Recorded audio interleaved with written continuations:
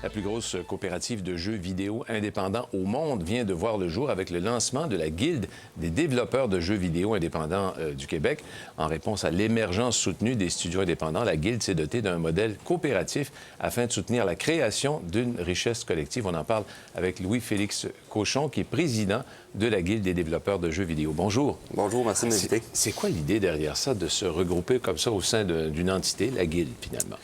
Bien, il y a plusieurs développeurs de jeux vidéo qui sont nés. On parle depuis 2010, ça a quadruplé le nombre de développeurs de jeux vidéo indépendants. Donc, on s'est dit, pourquoi pas mettre toute notre expertise en commun pour faire justement du partage d'expertise, mutualisation de services, des choses comme ça. Souvent, ces entrepreneurs-là sont excellents. On sait que le Québec est reconnu pour sa créativité. Donc, pour faire des jeux vidéo, mais l'avant, aller chercher du financement, les ressources humaines, puis aussi l'après, le marketing, des fois, c'est des choses qu'on connaît moins. Ouais. Donc, nous, on veut faire continuer à rayonner le Québec dans ce milieu-là. Et puis, on s'est dit, bien, pourquoi pas, justement, s'entraider tous ensemble.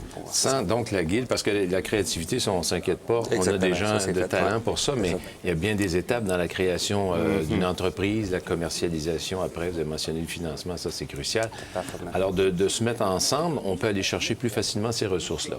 Oui, absolument. Au départ, on ne sait pas tout. Donc, il est où ce financement-là?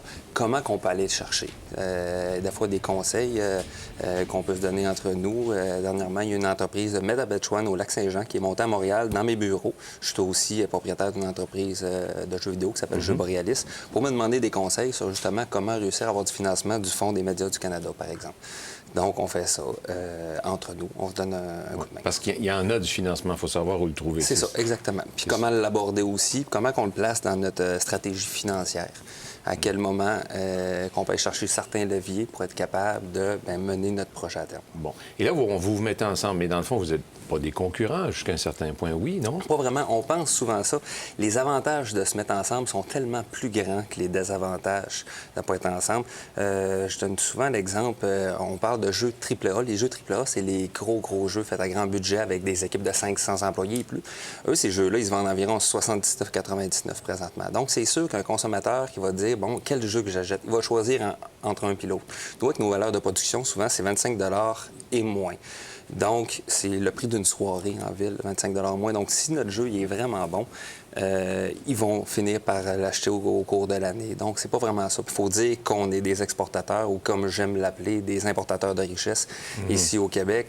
Donc, le Québec, le marché, c'est moins d'1 %. Donc, c'est vraiment à l'échelle mondiale. Donc, ici, au Québec, je pense qu'on a beaucoup à gagner, à s'entraider plutôt qu'à se considérer comme des compétiteurs. Et l'idée d'avoir le modèle coopératif, c'est qu'on met des ressources en commun, mais on ne perd pas son identité, son autonomie. Hein? Oui, c'est ça. Puis on a un modèle particulier. On est une coopérative de producteurs. Il y a 4 types de coopératives.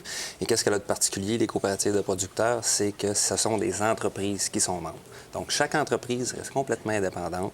Elle s'occupe de ses propres finances, de ses propres employés, mais réunie sous la guilde pour pouvoir s'entraider. Bon, et vous avez obtenu un coup de main, notamment du chantier de l'économie sociale pour réaliser des projets. Oui, absolument. On sait que la coopérative, c'est un modèle qui est né au Québec avec M. Desjardins. Donc ça, il y a beaucoup, qu'on connaît bien d'ailleurs. Oui. Donc, il y a beaucoup de grandes valeurs internationales autour de ça, dont la démocratie des membres. Tout le monde a accès à la coopérative. Ensuite de ça, le partage d'informations. Puis mettre en place ces valeurs-là, cette structure-là, bien, le chantier de l'économie sociale, dont son directeur général, Jean-Martin San, t'a donné un bon coup de main là-dessus. Alors donc, on a le vent dans les voiles? Absolument. Pour nos producteurs. Vous êtes combien déjà là-dedans? Là, on est plus de 75 membres. Là, on était 78 hier. Ça continue. Il faut dire qu'il y a 150 studios au Québec. Bon, il vous reste un petit peu de chemin à faire, mais encore, on va y arriver. Merci beaucoup de nous avoir parlé de la Guilde. Ça m'a fait plaisir. Au revoir. Merci beaucoup.